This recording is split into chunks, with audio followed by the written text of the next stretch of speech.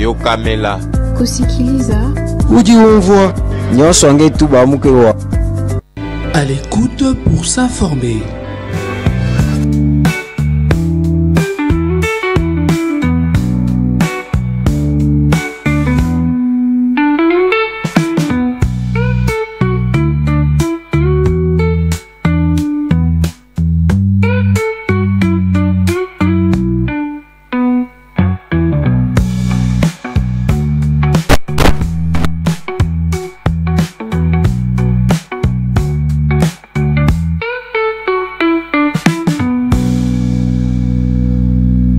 À l'écoute pour s'informer. Bienvenue, bonne semaine à vous très chers téléspectateurs de A30 Télévision et de cette émission À l'écoute. Alors que la République démocratique du Congo fait face à une crise sécuritaire dans l'est du pays, dont une partie est sous occupation de rebelles du M23 AFC parrainé par le Rwanda à Kinshasa, certains opposants commencent à rappeler la tenue des élections prévues en 2028. Le cas de Delis Sesanga, président du parti politique en vol, qui a lancé le compte à rebours de la fin du deuxième mandat du président Félix Tshisekedi. Entre sécurité et élection, quelle priorité? Cette question est posée à mon invité, Monsieur Jojo Mayele, qui est secrétaire général du parti politique Congo, Mon Héritage, mais aussi communicateur de l'Union sacrée de la nation, plateforme politique, famille politique du chef de l'État, Félix Tshisekedi. Monsieur Jomayele, bienvenue. Merci Madame Jaël. Ça fait un peu longtemps. Oui, ça fait belle lurette. Je pense que vous avez pris notre dimension à l'émission. Les invités se font un peu sélectionner. C'est pourquoi, nous ne sommes pas vus. Mais vous suivez dans tout ce que vous faites à la télévision. Dieu fait grâce, nous nous portons bien, je pense aussi vous. Alors nous sommes là pour parler de la République, pour parler de tout ce qui concerne l'État. J'aime bien quand je suis à la télévision transiter un peu à l'est du pays, parce que vous saviez, il y a une portion de notre pays qui est occupée par certains Congolais qui sont inconscients, et il y a des Congolais, la population congolaise de l'est du pays souffre. Alors j'aime bien compatir avec mes frères, avec mes sœurs qui sont là-bas, leur dire plutôt que nous les soutenons par la prière, moralement nous sommes avec eux. Et puis aussi, j'étais en train de rire lorsque j'ai vu le dynamisme qui s'applique maintenant à la SNEL. J'ai vu pas longtemps qu'avant-hier, on a changé notre transformateur à la SNEL. Parce que maintenant, c'est le nouveau DG qui est là, Teddy Luamba, qui a remplacé le monsieur Lucinde, des très mauvaises mémoires. Donc, je vois qu'il suffirait seulement d'une certaine volonté. J'ai vu aussi, il y a un relancement, quand je parle de dynamisme, il y a un relancement vraiment accru. J'ai vu à Mobaïmbongo, on a relancé la centrale hydroélectrique, la ville des Guadeloupe est maintenant éclairée. Donc, je vois, il a fallu seulement qu'une personne qualifiée, une personne compétente comme Teddy Luamba. Et aujourd'hui, nous voyons comment est-ce que la SNEL commence à redorer sa plus belle visage.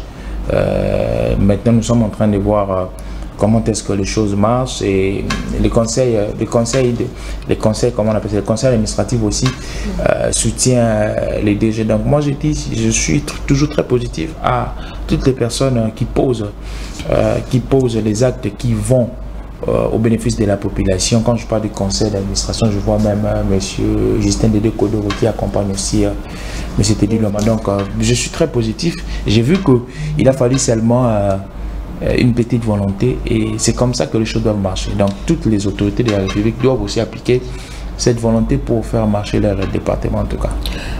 D'accord, monsieur Jojo Mayele, là c'était vraiment plutôt d'introduction pour cette émission. Mais puisque nous parlons, le thème de cette émission, entre sécurité et élection, quelle est la priorité, M. Diomaye? Doit-on déjà commencer à parler élection pendant qu'une partie du Nord Kivu et du Sud Kivu est occupée par les rebelles du M23 AFC? Merci madame, c'est une très bonne question. Je pense que lorsque j'ai vu la thématique, j'étais content parce que c'est une thématique très pertinente. Alors ça va nous permettre de réfléchir, ça va permettre à ceux qui sont à la maison d'être un peu éclairés. Alors, il faut planter les décors, dire à tous qui nous suivent, la question électorale et la question sécuritaire sont les deux questions, sont parmi les questions qui sont dans la Constitution, tant la question sécuritaire que la question électorale. Alors ici, il est question, comme vous m'aviez dans votre questionnement, il est question de classer, de faire une hiérarchisation d'une priorité quelconque. Alors, je pense que si nous partons dans cette démarche-là, il faut interroger la Constitution. La Constitution dit dans son article 16 que la vie humaine est sacrée. Alors, la vie humaine qui passe par la question sécuritaire. Alors, la Constitution dit aussi dans son article 70 que les élections se font après 5 ans. Mais il est question ici de faire prévaloir un droit par rapport à un autre. Le droit électoral, c'est un droit. Mais la question ici, moi je pense que la question qui est primordiale, c'est la question de la vie humaine. La vie humaine est sacrée. Alors je pense que si je dois planter les décors entre les élections et la sécurité, je pense que la question qui a la primauté, c'est la question sécuritaire. Parce que la question sécuritaire, c'est lié directement avec la question vitale, question de la vie humaine. Donc, je ne trépasse pas les élections. Les élections aussi, quand je dis les élections plurielles, les élections aussi au pluriel relèvent de la vitalité de la démocratie. En fait, les élections est un élément fondamental de la démocratie, mais on peut vivre dans un État, on peut outrepasser les systèmes démocratiques, si vous voulez bien, les régimes démocratiques, et vivre. Mais dans un État, on ne peut pas outrepasser la vie humaine et vivre. Parce que lorsqu'on parle même de la composition d'un État du plan de vue matériel, quand on voit la souveraineté, les territoires, il y a la population. Donc la population fait partie des 4 éléments matériels d'un État. Donc on ne peut pas outrepasser la question sécuritaire. Donc moi je pense, si on doit classer, il y a la question sécuritaire qui vient en avant et la question électorale qui vient après la question sécuritaire. Parce que je vous ai dit ici tantôt qu'on ne parle pas d'un État sans population. Et la question qu'il faut poser, moi je pense aujourd'hui, nous sommes dans un État régi par les règles du droit et on ne peut pas outrepasser aussi les règles du droit. Il est question maintenant, soit d'interroger la Cour constitutionnelle qui doit chercher une jurisprudence pour pallier à cette crise, à cette hémorragie. Déjà dans le passé, moi, j'avais initié un avant-projet de loi fixant prorogation du mandat du président de la République. Moi, j'appelais un mandat spécial. Dans cette réflexion, j'ai dit qu'il faudrait qu'on puisse définir les mandats du président de la République. Par exemple, au cas où, les mandats spéciaux, excusez-moi, au cas où nous avons une contrainte qui est sécuritaire, nous avons une contrainte qui est sanitaire, par exemple, en 2019-2020, nous avons eu le Covid, et lorsque ces années tombent, une année tombe par rapport à une année électorale, et que la Constitution c'était, il faudrait que nous ayons une alternative qui est légale. Et moi, j'avais pensé au mandat spécial du président de la République. Alors, qui fera ce que lorsque nous avons une contrainte qui est sécuritaire, qui est sociale ou qui est sanitaire, qui est une disposition constitutionnelle. Donc, comme le cas actuel, comme il y a cette contrainte sécuritaire dans l'Est du pays, donc la priorité, on doit pour l'instant oublier de parler préparatifs des élections de 2023. Bon, je ne dirais pas oublier, mais je dirais on doit privilégier. Je vous donne un exemple, madame. Nous avons $1 milliard. Entre alimenter l'armée et organiser les élections, c'est la question qu'il faut se poser. Nous avons $1 million. Entre l'injecter dans l'aide humanitaire et alimenter les élections, en fait, ce sont des questions comme ça qu'on se pose. Lorsque moi je réfléchis, je ne réfléchis pas en termes de la personne du président Tshisekedi. Parce que les gens diront que nous posons des réflexions par procuration. Parce qu'on veut voir M. Tshisekedi pérenniser 100 ans à l'impérium. Non, non. Nous réfléchissons par rapport au cas qui se pose. Vous savez, madame, à l'est du pays, ça brûle. Et est-ce qu'on doit se poser une question? Nous avons organisé des cycles électoraux où on n'a pas eu à faire participer quelques zones bâties par l'insécurité. Est-ce que la question qu'il faut se poser, est-ce qu'il faut continuer par cette démarche-là? Il faut continuer par cette image-là. Est-ce que ces personnes qui sont dans les zones occupées ou dans les zones où l'insécurité bat les pleins, ils ne sont pas dignes de participer aussi au cycle électoral? Parce que les votes, c'est un droit politique qui revient à chaque Congolais. Donc moi je pense ici, madame, pour changer un peu le narratif, il faudrait d'abord régulariser la question sécuritaire. Mais là, vous le dites parce que vous êtes du pouvoir, vous êtes de l'union sacrée, mais du côté de l'opposition, on a vu la semaine passée le mouvement Sauvons la République démocratique du Congo qui déjà aussi commence aussi à hausser le temps pour alerter sur appeler la CENI déjà à se mettre au travail pour les préparatifs des élections. Il y a aussi Delis Tshisekedi qui a lancé les comptes à rebours. Déjà, il est en train de compter 1147 jours qu'il reste à Félix Tshisekedi pour régler les problèmes du Congo. Vous pensez que les temps qui restent... Bon, d'abord, je pose d'abord cette première question. L'opposition déjà commence à parler élection. Ils savent qu'il y a des problèmes sécuritaires, ils les connaissent très bien. Mais il commence à mettre cette question électorale sur la table des débats. Madame, on ne va pas exclure à l'opposition, surtout l'opposition qui est légale, hein, parce qu'il ne faudrait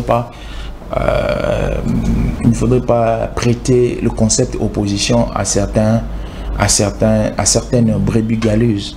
Ici, quand je parle de l'opposition, je vois ce qui fonctionne avec les règles établies en République démocratique du Congo. Par exemple, il y a M. Fayulu, M. Tshisekedi que vous aviez cité, qui ont accepté de fonctionner avec les règles du droit établi. Déjà, il faudrait dire qu'on ne va pas empêcher à l'opposition de parler élection. Non, on ne peut pas empêcher. Nous sommes dans un régime démocratique. Le régime démocratique admet la liberté de penser, la liberté de mettre les opinions. On ne va pas permettre ces débats, on ne va pas omettre ou on ne va pas exclure ces débats. Mais ici, il est simplement question d'avoir un cœur plus patriotique. Vous comprenez? Dire aux gens la réalité. Parce que la vraie réalité sur les élections, c'est que il y a le peuple qui vote, mais le premier bénéficiaire du vote, ce n'est pas le peuple. Ça, c'est une vraie réalité qu'il faut dire aux gens. Monsieur Diomaye se présente aux élections législatives, je deviens député.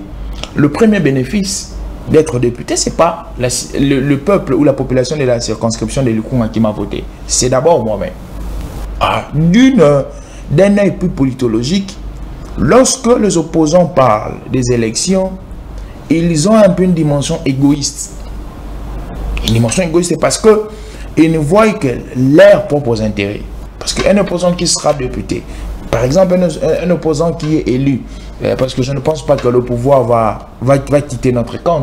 Nous sommes politiques, nous sommes en train de mettre tous les mécanismes en marche pour garder le pouvoir le plus longtemps possible. Par exemple, un opposant qui devient député. Vous voyez, madame. Donc ici, il est question de réfléchir des questions d'intérêts qui sont communs. Mais est-ce que, je prends le cas à entendre Delis Tshisekedi, ce n'est pas peut-être pour qu'il l'appelle aux élections, ce n'est pas pour son intérêt, c'est juste d'abord faire partir, commencer, ces questions d'alerter, madame, déjà à annoncer, demander à la CENI, commencer déjà à lui faire pression. Vous devez organiser les élections parce que Félix Tshisekedi a son deuxième mandat. À un moment, l'opposition alerte sur les glissements. Donc, Félix Tshisekedi, comme c'est le problème, il doit... Non, Félix Tshisekedi n'est pas le problème. Félix Tshisekedi n'a jamais été le problème du Congo. Le problème du Congo se trouve ailleurs. Mais c'est l'opposition dit. Non, en fait, c'est un narratif. Qui dit l'opposition, qui les problèmes actuels. C'est une rhétorique. C'est une rhétorique. Ça ne vient pas de C'est une rhétorique. Félix Tshisekedi n'a jamais touché les armes. Félix Tshisekedi n'a jamais coulé les sangs des Congolais. À l'encontre du politique que vous aviez cité, lui, il a touché les armes, il a coulé les sangs des Congolais. Et donc, il ne faut pas départir. Aujourd'hui, on veut faire de Félix Tshisekedi l'ennemi. Non, ce n'est pas le problème. L'ennemi, c'est le Rwanda.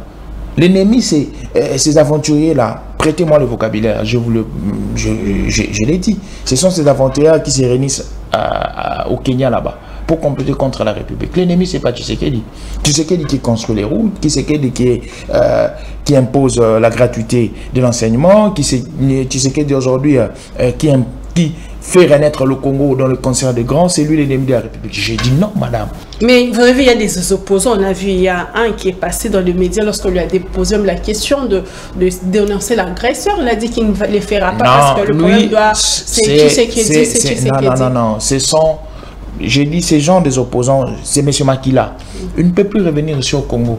Ce sont des personnes aujourd'hui qui ont cissé le Congo de tout et ils viennent parler. Puis il doit avoir honte.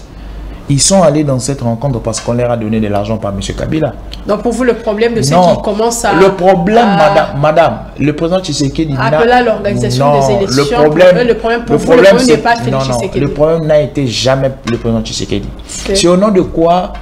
Vous savez aujourd'hui, le Conseil de sécurité, par sa résolution 2773, dit que l'agresseur, c'est le Rwanda. Le Conseil de sécurité, est-ce que vous connaissez la teneur du Conseil de sécurité? Vous connaissez le rôle que le Conseil de sécurité joue? Le Conseil de sécurité, c'est les 5 membres permanents qui décident sur le sort du monde. Ils disent que l'agresseur, c'est le Rwanda. Mais vous, un simple Congolais qui n'a aucune teneur, qui n'a pas d'ancrage politique, qui ni sociologique dans la République démocratique du Congo, vous niez cela. Est-ce que vous êtes conscient? Non, madame. Donc aujourd'hui, il y a des personnes comme des José Makila, des personnes comme des Kabila qui font honte à la République et qui sont le plus que imparfaits de l'histoire de la République démocratique du Congo. En conjugaison, quand je parle de plus qu'imparfait, c'est un passé très très lointain. Donc ce sont des, je l'ai dit encore, ce sont des aventuriers parce que ces personnes-là, hier on condamné Kabila, je te donne par exemple Franck Diongo qui a été malmené par M. Kabila. Il a même uriné du sang, parfois en prison. Mais c'est au nom de quel élément, au nom de quelle variante, aujourd'hui, il va se concilier avec Kabila. Parce que Tshisekedi est méchant et mauvais. Dites-moi, c'est dans quelle partie, dans quel élément Tshisekedi est mauvais? Non, madame.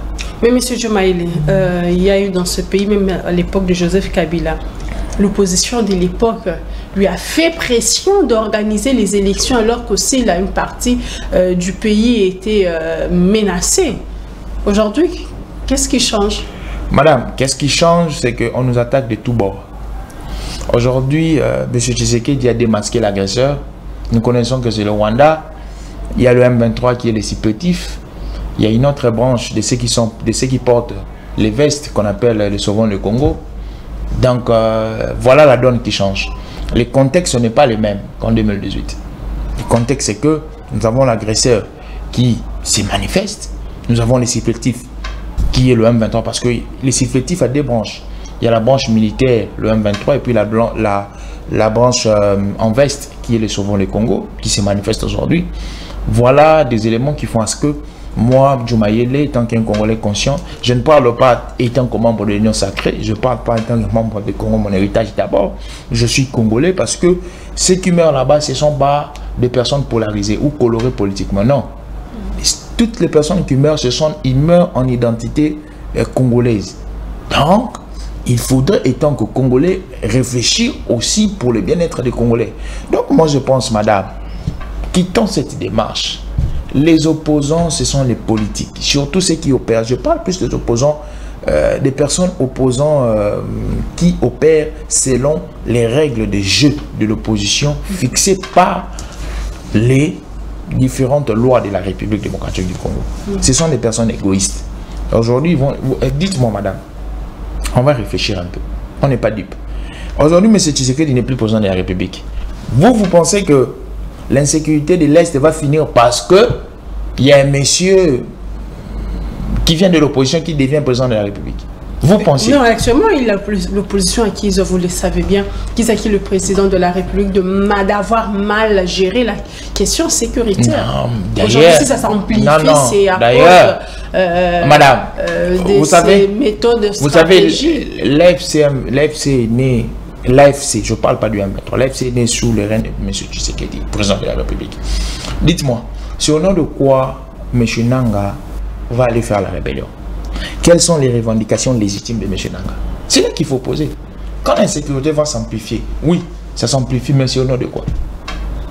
Nanga, qui est aujourd'hui un supplétif, un téléguidé, entre seulement dans le plan du Rwanda. Le plan, c'est quoi? Le plan, c'est continuer à piller illicitement la République démocratique du Congo. Parce qu'il faut se souvenir, puiser dans l'histoire, que tout ce qui s'est fait aujourd'hui avec le groupe rebelle n'est qu'une métamorphose, n'est que la suite de l'histoire. Tout a commencé avec de mauvaises mémoires, avec l'AFDEL. Nous avons quitté l'AFDEL, nous venons avec l'AFDEL, les RCD.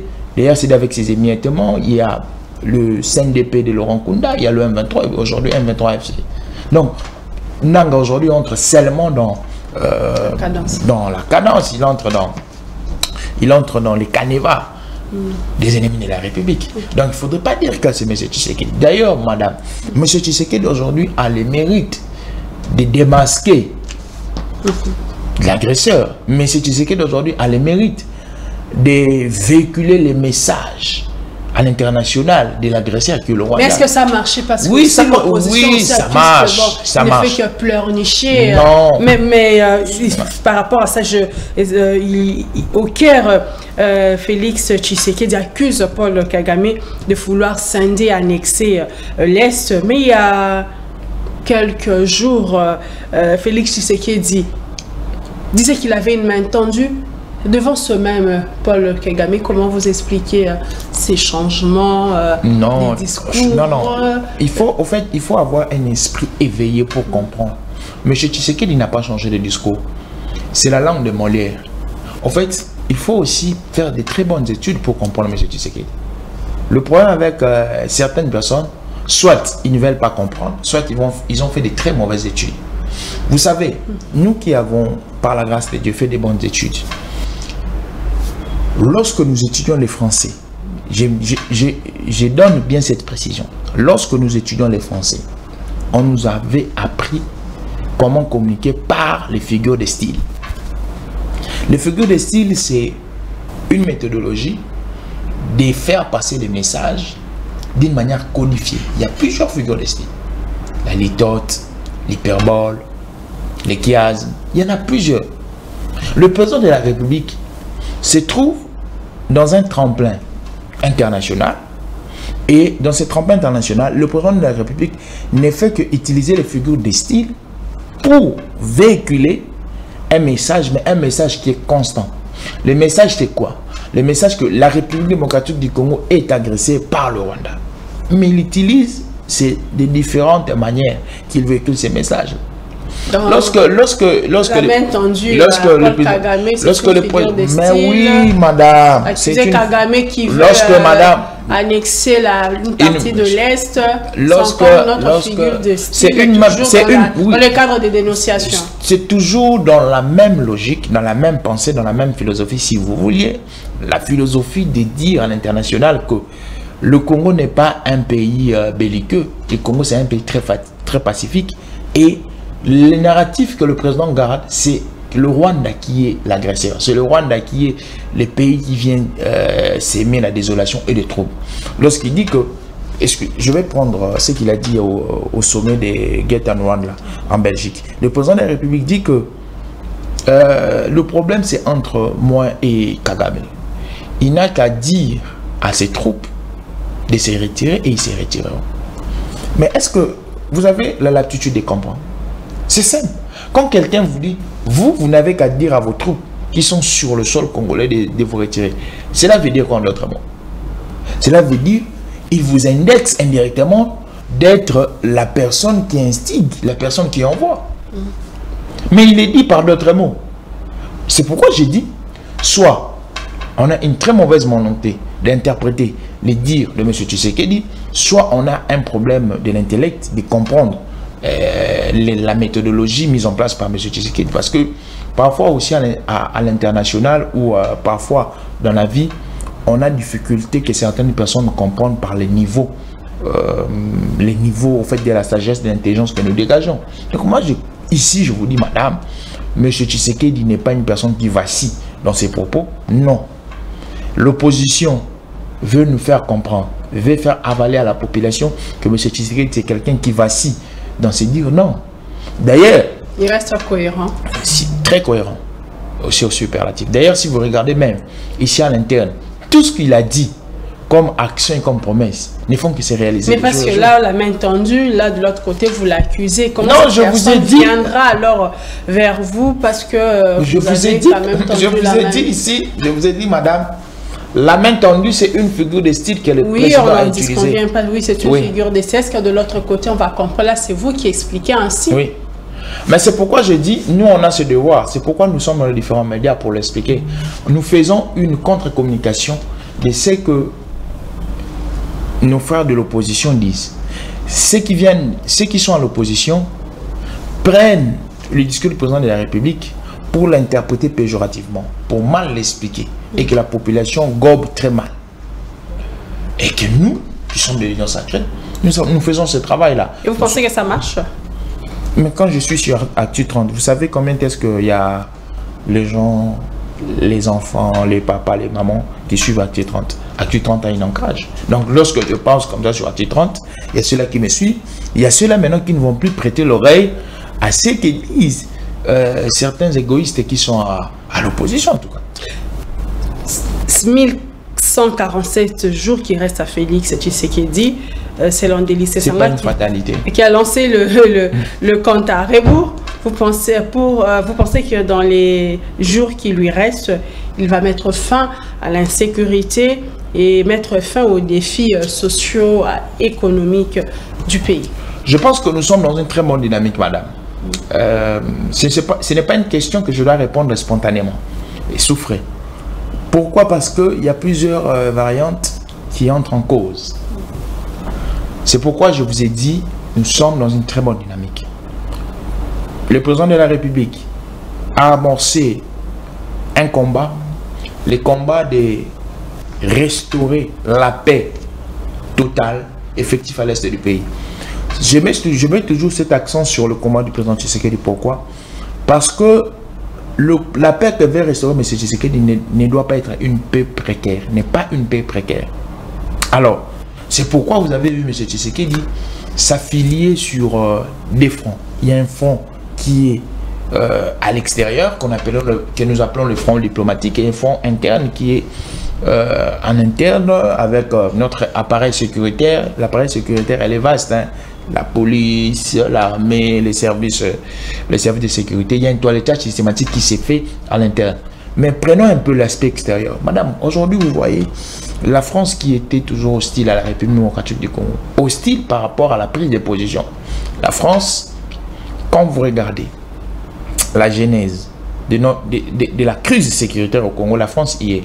La France qui a demandé l'ouverture du couloir humanitaire. Et alors c'est là ça. Non, je parle en 1994. Moi je rentre en 1994. Cette ouverture de ce couloir, de ce couloir humanitaire qui a engendré aujourd'hui l'entrée massive de plusieurs Rwandais. Et aujourd'hui nous avions ce que nous avions aujourd'hui. Donc nous voyons la France qui a organisé une conférence de paix sur initiative, mais récemment seulement, sur initiative de la France elle-même. Nous voyons les États-Unis qui a organisé un sommet, le sommet de Washington, entre le Rwanda et la République démocratique du Congo pour la question sécuritaire. Vous et moi, nous savons antérieurement comment est-ce qu'était la posture des États-Unis par rapport à la crise. Et il y a Doha entre le M23 et le gouvernement congolais. C'est pourquoi je parle de la dynamique. Outre cela, dans plusieurs tremplins, forums internationaux, où passe le président de la République, il ne fait que plaider pour la République démocratique du Congo. Nous voyons aujourd'hui comment est-ce qu'à l'Union européenne, il y a ces narratifs qui se construisent, qui se consomment aujourd'hui, de l'agression rwandaise. Donc moi je pense qu'aujourd'hui, madame, le travail fait par le président Tshisekedi, c'est un travail qui va par plusieurs éléments, mais pour déboucher à une conséquence. La conséquence, c'est quoi? La conséquence, d'ailleurs, je ne veux pas omettre ça aussi, ça m'est venu à tête, la résolution 2773, la résolution prise par le Conseil de sécurité. Donc, je pense que c'est pourquoi je parle de la dynamique. Toutes ces variantes, tous ces éléments mis en pratique, mis en cause par le président Tshisekedi, partent dans la dynamique de taire la guerre. Et puis, vous n'allez pas oublier, cette guerre a plus de 30 ans. Plus de 30 ans, il y a des mécanismes qui se sont mis en place pour exploiter illégitimement le Congo. Il y a certains Congolais, vous aviez vu, je rentre dans la brèche interne, vous avez vu comment est-ce que plusieurs généraux ont été arrêtés. Vous aviez vu, moi je vous dis, si Goma est tombé aujourd'hui, c'est pas parce que l'armée congolaise est faible, non. C'est parce qu'il y a eu plusieurs traîtres, il y a eu des fausses consignes qui ont été données pour qu'on puisse délocaliser l'armée congolaise. Mais vous voyez vous-même comment est-ce que, sur base de tous ces éléments, comment est-ce que le président de la République réagit ensemble avec d'autres institutions Il reste 1147 jours. Non, madame, je vous ai dit, ce n'est pas une fatalité. Déjà, la question électorale... Non, voilà pourquoi je vous rappelais juste parce que vous parlez de la question sécuritaire. Ce n'est pas une fatalité. Vous savez aujourd'hui, le peuple, c'est pas un problème. Le peuple peut se réveiller aujourd'hui. Il lance une pétition, on change la constitution. Nous avons un compte à rebours. C'est pas une fatalité, madame. C'est pourquoi je dis c'est pas une fatalité. C'est pas une sommité. Non. La question des 1000 et quelques jours que vous aviez cité est la question de restaurer la paix. Je préfère 1000 fois restaurer la paix. Je préfère encore, mais exactement, je préfère encore que Tshisekedi reste 1 année ou 2 ans au pouvoir et qu'à l'est là-bas, que les gens ne meurent plus. À l'est là-bas, qui est la tranquillité, la quiétude. Mais comment ça va se faire s'il... Madame, moi je vous dis... Parce que là, il va... Madame, je ne suis pas dans l'esprit de pérenniser M. Tshisekedi au pouvoir. Je suis dans l'esprit de faire un choix très judicieux et très judiciable, si vous voulez. Chez soi, c'est celui d'assainir la République démocratique du Congo dans sa zone est. Madame. Donc, la paix, donc Félix Tshisekedi, selon vous, quittera le pouvoir si la paix... Moi, je pense que... revient à l'Est. Je pense que ça ne reviendra pas. Madame, est-ce qu'on peut réfléchir à haute voix? Il doit rester encore là, à la tête du pays. Les élections dont parle M. Sesanga, les élections demandent un coût financier. Mais en avril dernier, la CENI avait plutôt publié la feuille de route. Madame, normalement, en septembre dernier, on devrait déjà commencer les recensements de la population. Ah, vous voyez, ça c'est encore une question très majeure. La question du recensement. Donc, vous voyez, madame, il y a des questions qui sont tellement des questions majeures, parfois qu'on outrepasse. Vous savez, aujourd'hui, nous avons une population incontrôlée. Une population qui s'accroît le jour le jour. Nous avions, quand je parle de la population, je vois l'ensemble des personnes qui résident sur le territoire congolais. Dans cet ensemble-là, il y a des expatriés comme des autochtones que nous sommes. Donc la question du recensement, c'est encore une question très majeure que nous devrions, parce que peut-être prochainement, vous allez me poser la question entre les élections et les recensements, qu'est-ce qui est plus vital? Donc moi, je choisirais encore les recensements pour mieux organiser les choses. Parce que nous partions des élections en élections, cycle électoral en cycle électoral, sans pourtant jeter un coup d'œil à la question du recensement. C'est une question très vitale que nous outrepassons. Alors, madame, si je dois m'apaisantir, rentrer sur la question électorale, comme j'étais en train de vous dire, madame, que moi, je préfère qu'on assainisse l'est du pays. Vous savez, si vous descendez ici en bas, si ça tire 2-3 balles, moi et vous, nous allons vraiment fuir. Hein? Et à l'est là-bas, les balles crépitent chaque jour. On déchire les femmes. On tue les enfants. Est-ce que cette situation doit continuer au profit des politiques? Est-ce que M. Sesanga peut nous dire que pour lui, la situation de l'Est doit continuer, la calmie, tout ce qu'ils voient, parce qu'il y a aussi la violence qui est morale. Nos mamans qui sont violées aussi physiquement. Est-ce que ça doit continuer? Mais je sais ça. Permettez-moi de dire, il les conçoit parce que lui aussi, il a été un ancien rebelle. Ça, c'est pas moi qui l'ai dit, c'est l'histoire qui nous enseigne que M.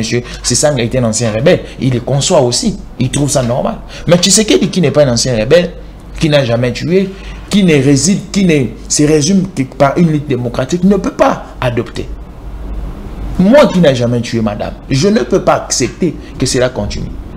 Nous les Congolais qui n'avons jamais tué, qui n'avons jamais touché les gens, nous ne pouvons pas consommer. Madame, vous savez quelqu'un qui est habitué à tuer, à voir le sang des humains couler, quand on lui dit 2-3 personnes sont mortes, pour lui il les concède calmement. Mais nous qui ne sommes pas habitués à voir couler le sang, à faire couler le sang, nous ne pouvons que être positifs à mettre au devant la question sécuritaire. Moi, je pense, si la décision me reviendrait à moi, je préférerais que M. Tshisekedi élargisse encore son mandat de 2, 3 ans, 4 ans, même 5 ans. Ça sera en violation de la Constitution. Mais actuellement, bon, cette question-là aussi, si je dois caricaturer, actuellement, M. Tshisekedi n'a pas outrepassé la Constitution. Oui, il est encore dans il est dans son mandat, il est dans les limites constitutionnelles. Et j'ai dit, nous pouvons dormir et nous réveiller. Le peuple peut amorcer un changement constitutionnel. Ça arrivera. Mais oui, nous sommes dans un régime démocratique. On ne peut interdire au peuple de manifester une volonté quelconque. On ne peut manifester, on ne peut aussi interdire à un législateur. Un législateur qui, quand je parle des législateurs, c'est qui font la loi, aux députés de manifester l'ambition d'échanger. Madame, allez-y. Mais je me dis, alors pourquoi vous voulez que ça soit que la personne de Félix Tshisekedi? Est-ce que je parle en termes de M. Tshisekedi ici? Je parle en termes de nettoyer l'Est du pays.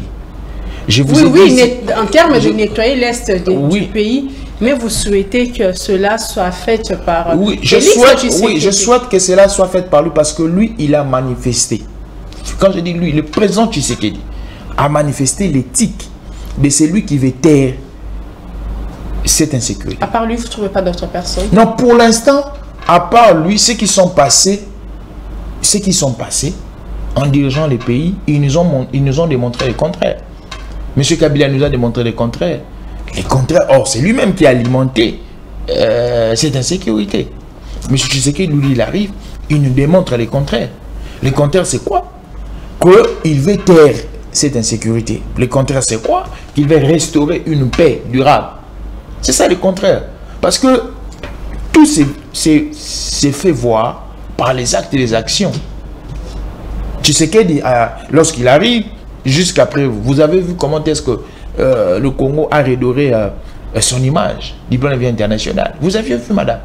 Il y a un ami qui me faisait... Jusque-là, redoré, oui, mais il n'y a pas de solution. Accord de Washington, mais la solution, au fait, chef de l'État, la solution, je vous ai dit, nous sommes dans une dynamique. Parler après, il n'y a rien.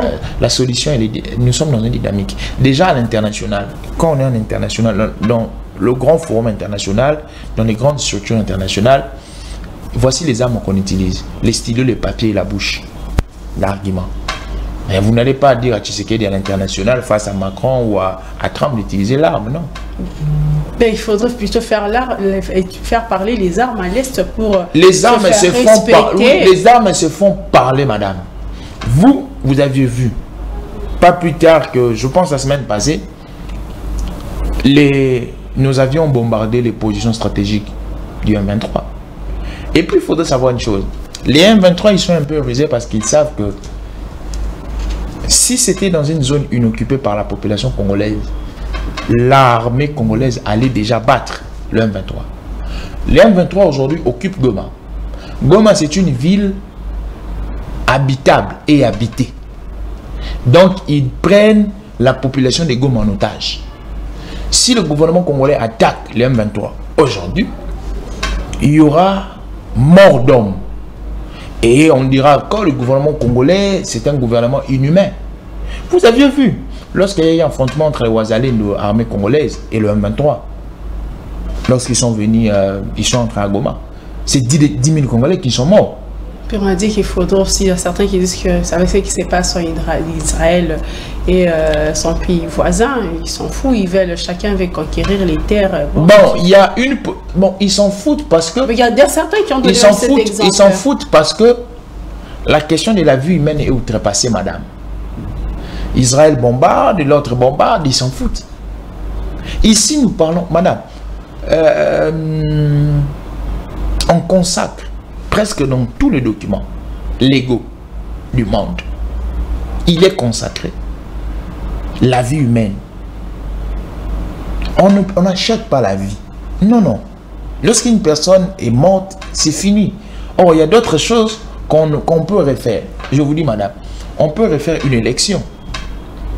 On peut refaire une maison, on peut reconstruire une maison. On peut reconstruire une banque. Dites-moi, comment est-ce qu'on peut refaire une vie? Réacheter une vie. Quand une personne est morte, comment est-ce qu'on peut la réacheter? C'est par combien d'argent? Donc ici, il est question de mieux cadrer notre regard. Moi, personnellement, je cadre mon regard sur la sacralité de la vie humaine. La vie humaine, elle est comparable à aucune chose, madame. Ceux-là qui bombardent, je ne peux pas comparer notre situation aux Arabes, parce que vous savez, les Arabes ont leur conception aussi de la mort, de la vie humaine, ils ont leur conception à eux. Mais ici, nous, Bantous, nous concevons autrement, madame. La vie humaine est sacrée. Très sacrée. Monsieur Maëlle, parce que nous chutons déjà, est-ce que vous pensez qu'en 2028, il y aura élection? Au regard de tout ce qui se passe, avec tout ce que vous venez d'évoquer, la situation sécuritaire, la priorité de priorité, vous pensez qu'en 2028, la CENI arrivera à organiser les élections? C'est une question, si je dis, je dois répondre ça d'une manière fermée. Bon, je réfléchis. J'ai dit ceci. Concernant la Constitution, les élections sont quinquennales. Si je dois faire une lecture constitutionnelle, je dirais oui. En 2028, il y aura élection. Parce que la Constitution consacre les élections après 5 ans. J'ai dit oui. Ça, c'est du point de vue constitutionnel. Mais dans la praticabilité, c'est là où ça fait défaut. Est-ce que nous devons aller aux élections avec Bunamagana occupé, Goma occupé, Bukavu occupé? Non, en 2023, on est parti sans... J'ai dit, est-ce qu'on doit toujours partir dans cette jurisprudence-là? Oui, vous l'avez évoqué qu'il faudrait plus. Oui, c'est pourquoi j'ai dit il ne faudrait plus. Quand je dis il ne faudrait plus, il faut voir autrement, madame. Il faut voir autrement. D'où il faut réfléchir. Réfléchissons. Le Congo nous appartient à nous. Nous pouvons nous mettre tous sur une table pour réfléchir. Comment est-ce que les choses vont se faire? C'est pourquoi le président Tshisekedi a dit le dialogue, oui. Les dialogues, selon le format de M. Tshisekedi, selon l'essence du patriotisme. Donc, et là encore, il est encore accusé d'être un dictateur. Non, non, c'est pas un dictateur. Pas... Les formats, ça signifie quoi? Quand on dit les formats, c'est la configuration. Il ne refuse pas les dialogues, il dit les formats, mais la configuration. Mais il impose cette configuration. Non, la configuration, c'est quoi? La configuration, c'est quoi? On lui taxe d'un... Non, madame, la configuration, il vous dit que je parle avec des Congolais sérieux. Je parle avec les Congolais qui aiment les pays, qui condamnent l'agresseur. C'est ça la configuration. Est-ce que ça, c'est être un dictateur? Quand on vous demande, on nous demande, nous Congolais, d'être contre toute personne qui attaque. Et ils ont dit qu'après, c'est condamné. Qu'est-ce qui changeait? Parce que non, au fait, c'est la sécurité de la population revient au gouvernement. C'est psychologique, madame. C'est pas l'effet qu'un groupe d'opposants dénonce l'agresseur, la peur reviendra au pays. Vous savez, les dénoncements qui s'est fait, c'est psychologique. C'est psychologique. Quand ceux qui sont à Goma voient que les opposants et la majorité de la société civile conjuguent un même narratif, au fait, ça donne une autre force. Ça donne une certaine dynamique. Et automatiquement, ça fragilise l'adversaire. Ça fragilise l'adversaire et ça nourrit la cohésion nationale. Parce que je vois un Fayoul aujourd'hui condamner l'agression. Je vois un Cessang à condamner. Par exemple, un Katumbi qui s'est rétracté de ses propres galères de Nairobi, condamné. Vous allez voir comment est-ce que psychologiquement le peuple sera touché et ça va produire des effets très positifs concernant la cohésion nationale. Parce que nous sommes à la fin, déjà on parlait s'il y aura élection en 2028. Je vous ai dit, concernant l'angle constitutionnel consacre les élections après 5 ans, mais les contraintes, selon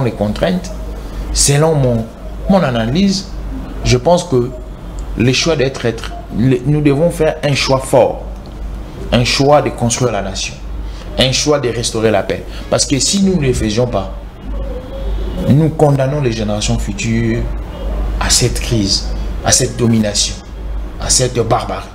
Donc vous pensez qu'un CEDI va saisir la Cour constitutionnelle pour nous avons le prolongement, en 2015, je rentre en 2015, nous sommes arrivés à une année avant les élections. L'État congolais s'est déclaré incapable d'organiser les élections par rapport au financement.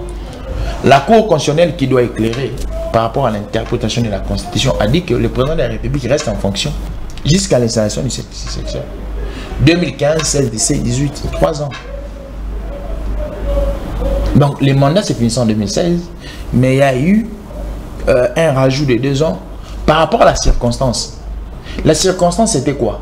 Il y a eu une contrainte financière. Et cette fois-ci, il y a une contrainte sécuritaire. C'est une contrainte sécuritaire qui est plus que la contrainte financière. Madame, la sécurité est au-dessus de tout. Vous savez, on peut avoir de l'argent. Mais tant que la sécurité n'est pas stable, impossible de fonctionner. Vous avez 100 000 $, mais on vous dit en bas là-bas ça crépite. Est-ce que vous pourriez même descendre pour acheter du pain? Non. Vous avez 100 000 $. On vous dit que vers Mitendi ou vers Maluku, où les gens font l'agriculture, ça crépite là-bas. On fait que tuer des gens. Est-ce que vous allez investir en agriculture? Non. Non, madame. Alors, qu'est-ce que vous dites à ceux déjà qui commencent à inviter le débat sur... C'est un débat. Parler déjà des élections actuellement. Je ne peux leur interdire de parler de ces débats. Mais ici, il est question d'être conscient et d'être vrai avec nos frères et nos sœurs. On est politique. Au-delà d'être politique, on a une identité. Madame, vous savez, M. Joe Mayele a des parents. À chaque fois quand je passe à la télé, j'ai des parents ici. Des parents proches comme des parents lointains. Ils savent. J'ai ce cœur-là. Je sais de là où je viens. Et là où je vais. Donc lorsque je travaille, même lorsque je parle comme ça, je parle avec beaucoup de retenue. Je outrepasse les émotions. Je permets à ce que ce que je dise, ça profite à ceux qui sont à la maison de tirer certaines connaissances, de tirer une pédagogie. Donc, madame, en tant que politique, nous ne pouvons pas mentir la population. En disant que il faut être... D'ailleurs, j'ai vu, c'est très risible, j'ai vu quelques jeunes frères faire des marches. Certains ont mobilisé 20 personnes, certains ont mobilisé 10. Pour dire que le peuple n'est plus dupe.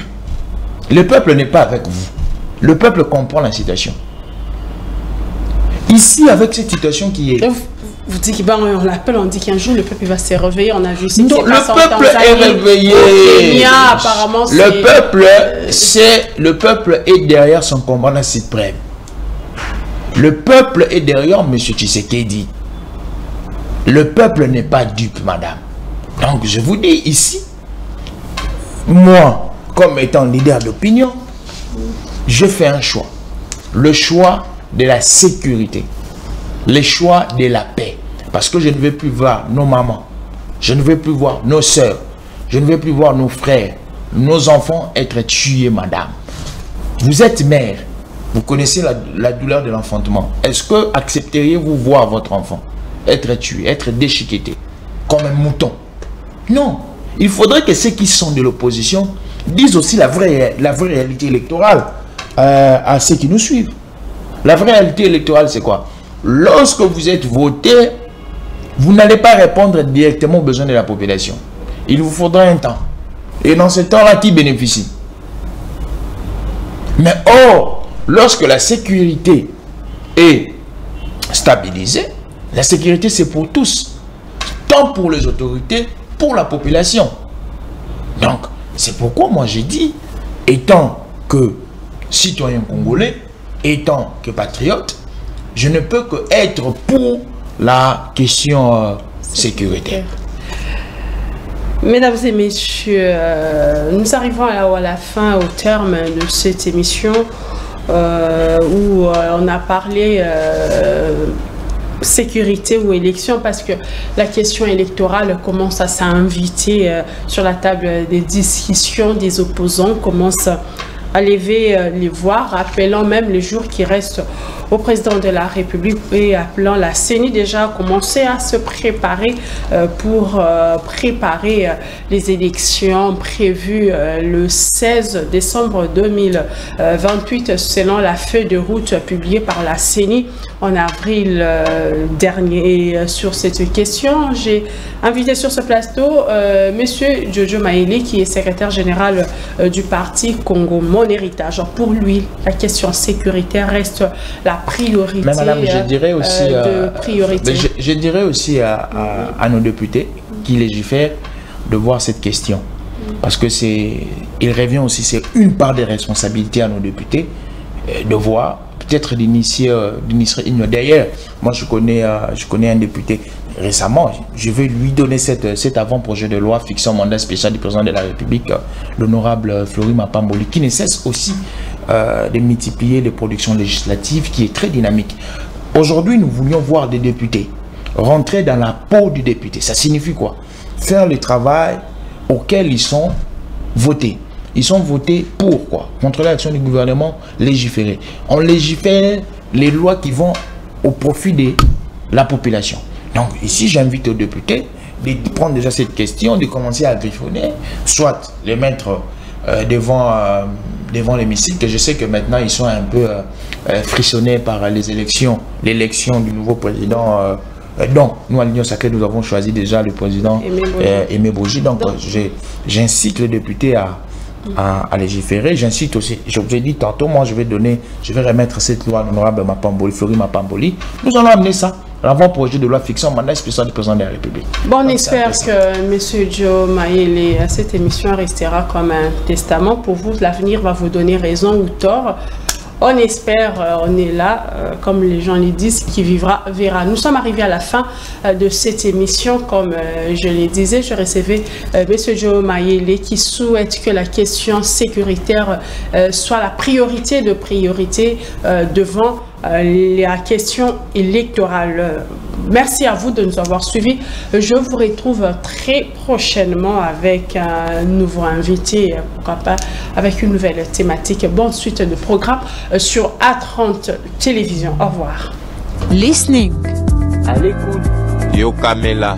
Kusikiliza. Udi onvoa. Nyosonge tuba mukewa.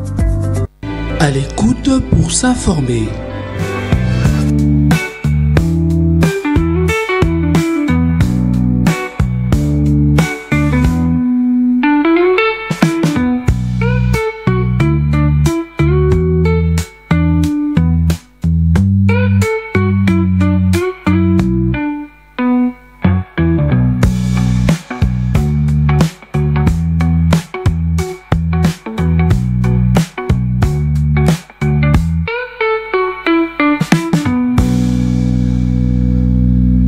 À l'écoute pour s'informer.